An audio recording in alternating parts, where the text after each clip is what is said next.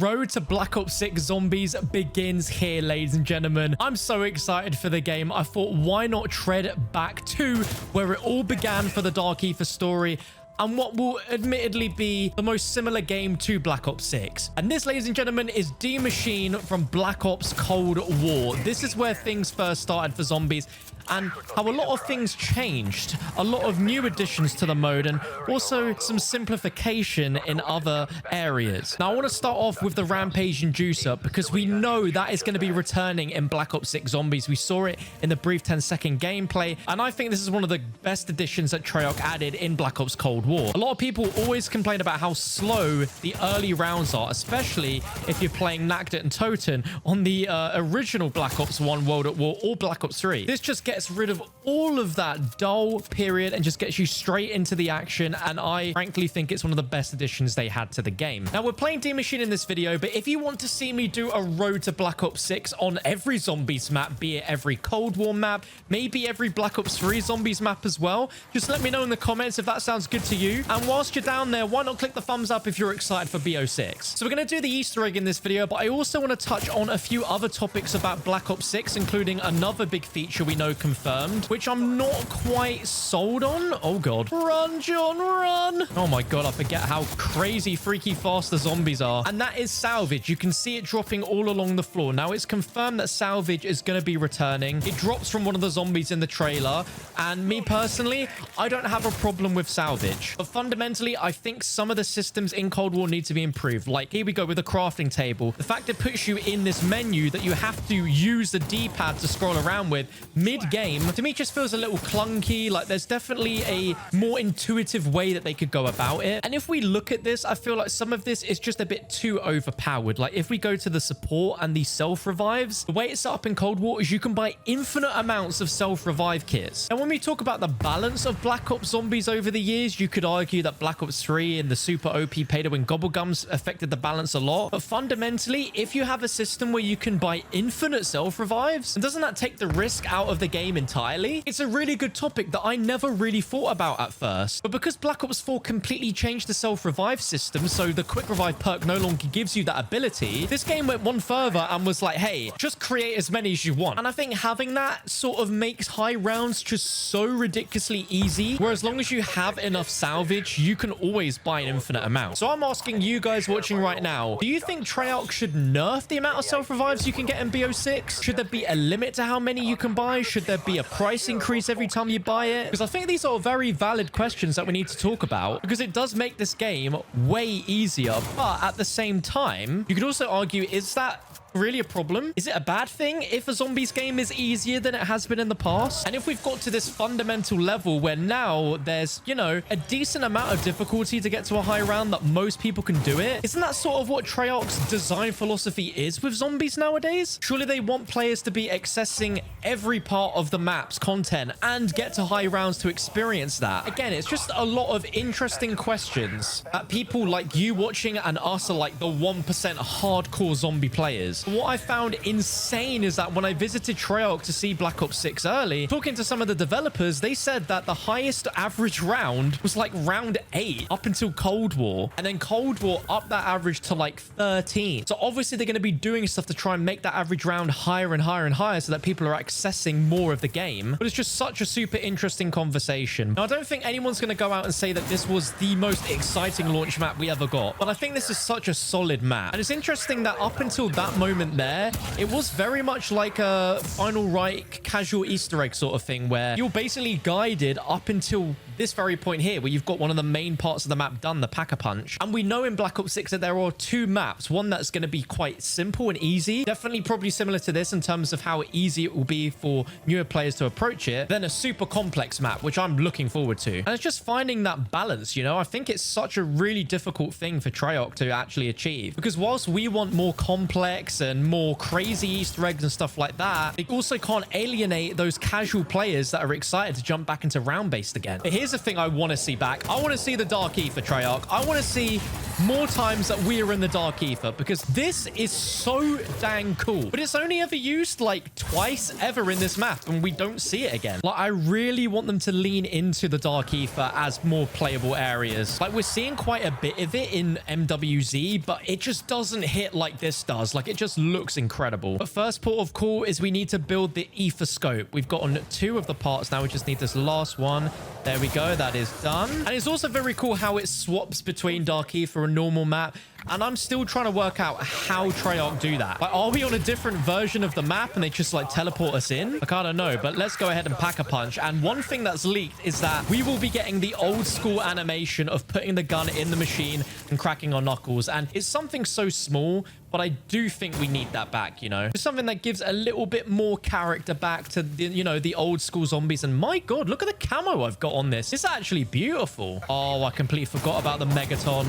Ho, ho, ho, ho. Right, let's go ahead and do the classic Easter egg here of the coffin dance meme. There's another thing that I really want to see. Also, let's make sure I pick up this key card. There we go. I want to see more Easter eggs, Treyarch. I want side Easter eggs. I want exciting rewards and cool stuff, because I think this map was nearly there with it. Like, this is the best Easter egg maybe in all of Cold War Zombies in terms of cool, funny side Easter egg. It's actually got a useful thing at the end as well. Remember Black Ops 3? There was just so much diversity in the side Easter eggs and cool stuff to do on the maps. This game was like completely devoid of it, and I want to see it back. This just goes to show that Treyarch was so in with the sort of times and the memes of the internet. Like, I'm really happy that they added that. Okay, what's in our loot chest? What are we getting?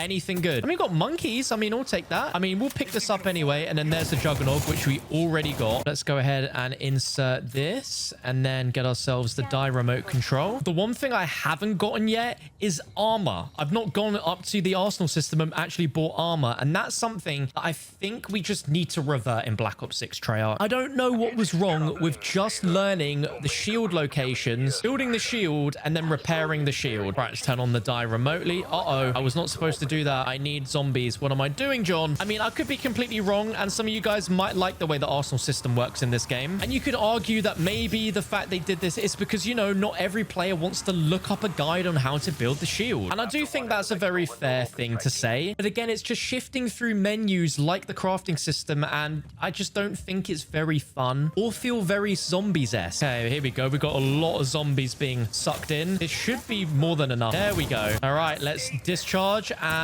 blow that door open. And inside, we've got a skeleton boy with the Die Machine. Now, I thought this wonder weapon was pretty good. I'm really excited to see what wonder weapons we're going to see in Black Ops 6. All right, let's see you suck up this part. Can we get it? Come on. There we go. There's our first part. Then we shoot this crate. It falls down. Then we pick it up here. Now we need a megaton. We need a megaton. So let's place that flask down. Can we place it down yet? Oh, wait, no, we need the megaton to shoot this first. Okay. So the next thing I need to do, I'm remembering this all from memory, and I'm not doing terrible, I don't think, is we need to access this anomaly, and we need to get the password for the computer. That's right. So we need to go ahead and interact with all of these anomalies here to get our quotes going. Ooh, I forgot how hectic this is, man. I need to get myself armor. Holy moly. It has been a hot minute since I've played this. That's for sure. Oh, no. I forgot a crucial step. I need to give him the book. Oh, I completely forgot. There we go. That's why this step wasn't really progressing. Okay, there's his diary. Now he's talking. Let me run over here, reveal him, give him his diary, and then one final anomaly here. Okay, there we go. We should be good. Okay, come on, mister. Here you go. Now we can put the liquid down. Yo. Okay, so now I've done that. I now need to work on getting all the die upgrades, which I can remember, but I'm gonna need my memory jogged a little bit. All I know is now we've got this vial done. I'm pretty sure this is for the dog upgrade, maybe? Yeah, so there we go. Install that. And now I need a dog. So I might just wait for a dog round before I attempt this step. But whilst we're doing the upgrades, I also need to put in said password that we learned, of course. And now on the map, we have 4 portals that have spawned that will get us the upgrades for the die. We've got our dog, so let's go ahead and go down here. Come on, Mr. Doggy. Right, there we go. And that should be filled up. And now we pick that up and then take it over to here. Place it on and we knife it. And now we can upgrade to the Die Nova 5. I love how simple they made this. However, I don't know if many of the upgrades are that good. I could be completely wrong, and I'm just not remembering how good these were, but I just don't remember any of these being that memorable. And now I need to remember, which one do I shoot? How did I get that first time? Okay, let's now do the lightning upgrade, and this to me was always the best upgrade. Okay, so we got limited time, so let's use this fast travel. These are sort of Easter eggs that you just don't forget in a hurry, you know? So if I remember, we got to go up here, and then there's this crack. We suck that in there. Then we need to travel back down into the pap room and go to the box and then shoot the energy that we just sucked into the box 3 times. We go right here and then boom. And there we go. That's 1. And we've got one just near Jug. There we go. There's a second. And then we've got the 3rd right there. And do we have enough to fast travel? Please say we do. Yes, we do. Uh-oh. Okay, we're leaving the Dark Ether, but because my weapon's still charged up, it is fine. We can still do it. And 3rd shot. Bam. And there we go. Okay, the lightning one, which is easily my favorite. It's so dang good. That's our 2nd upgrade. And is it that one? Nope. Is it that one? Yeah. Okay, for our next upgrade, all we need to do is go back to the medical bay, and we should be able to pour that liquid we got from the tree straight onto this box.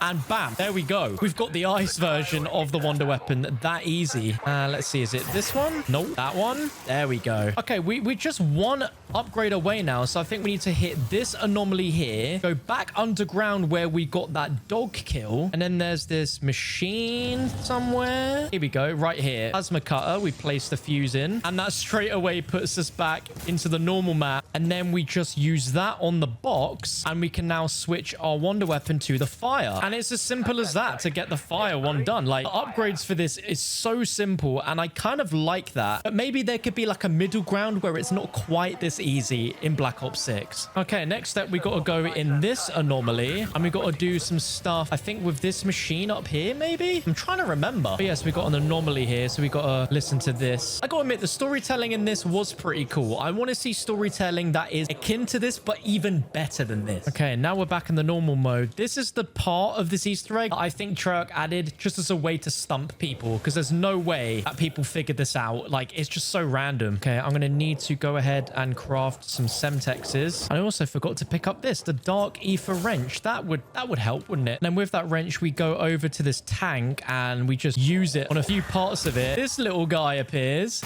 and then we got to throw a Semtex in, and then it makes the tank go boom.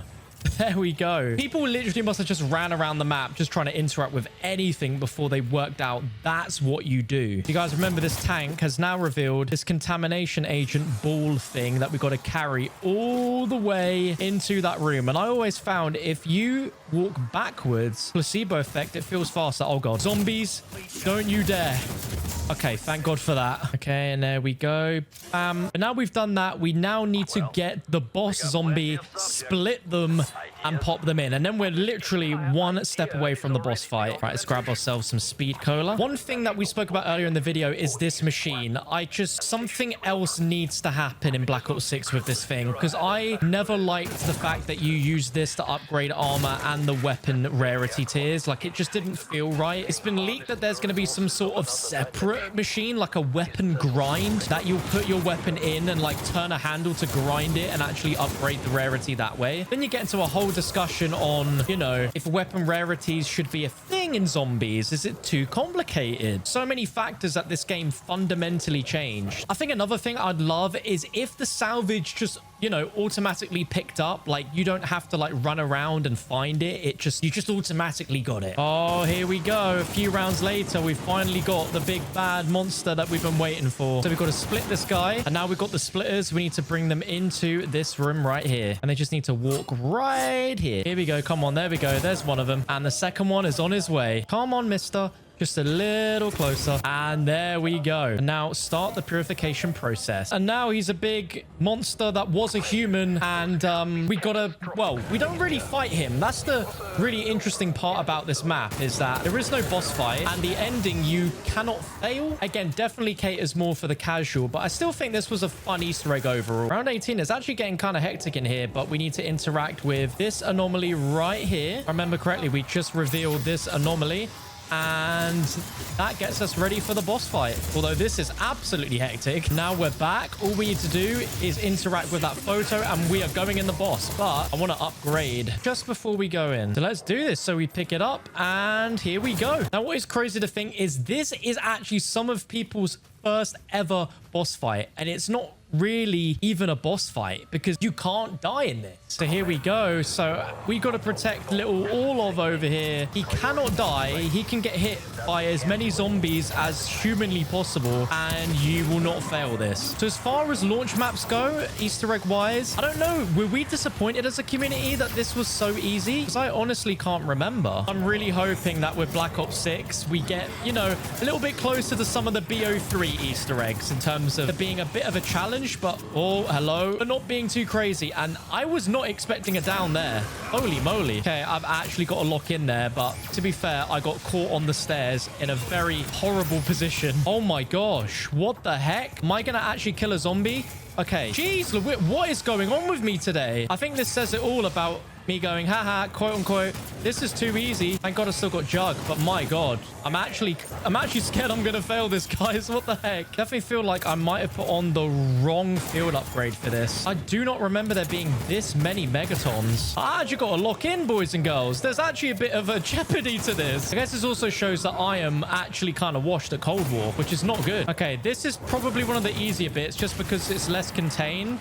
But man, some of the enemies that spawn in this, like this guy, makes your life a little bit hell. Woo, makes your life a little bit hell. Does that even make sense, John? Yeah, these megatons, they aren't playing around. They're low-key kicking my butt right now. Right, let's get a Semtex down there. It's crazy. I can feel how weak I am without some of these crucial perks. But we are very close now. And there we have it, ladies and gentlemen. It is done. And I do really like how this map ends. But the fact I don't have stamina up, oh, I'm a little bit nervous for this. So we have 2 minutes to run and get ourselves out of here and survive the exfil at the end. Okay, here we go. 1 minute 30 and the zombies, oh my God, they're already spawning. Brother. No, no, I was not supposed to miss that jump. Okay, here we go. Here we go. Worst case, I've got 2 decoys to use, which I'm very glad that I've got. And I do like this at the end. Maybe there could have been a little bit more jeopardy, make it a little bit more difficult, but we're going to do this. Get to Raptor 1. We are here. Raptor 1, come get us. Oh my God, what the heck? Right, let's chuck 1 more decoy just to make sure we can get to Raptor 1. The zombies are trying to board as well. And there we go. Die Maschine completed. And that is the first map on the road to Black Ops 6 Zombies. Again, let me know if you want to see that series because I really want to dive back into all these maps, experience what they were like 4 years on, because I feel like this is the closest thing we'll get to Black Ops 6 Zombies, both in how it looks, how it feels, the mechanics. And I really hope you guys enjoyed the video. If you want to see more BO6 Zombies, there's a video on your screen somewhere right now. Click it. I'll see you there.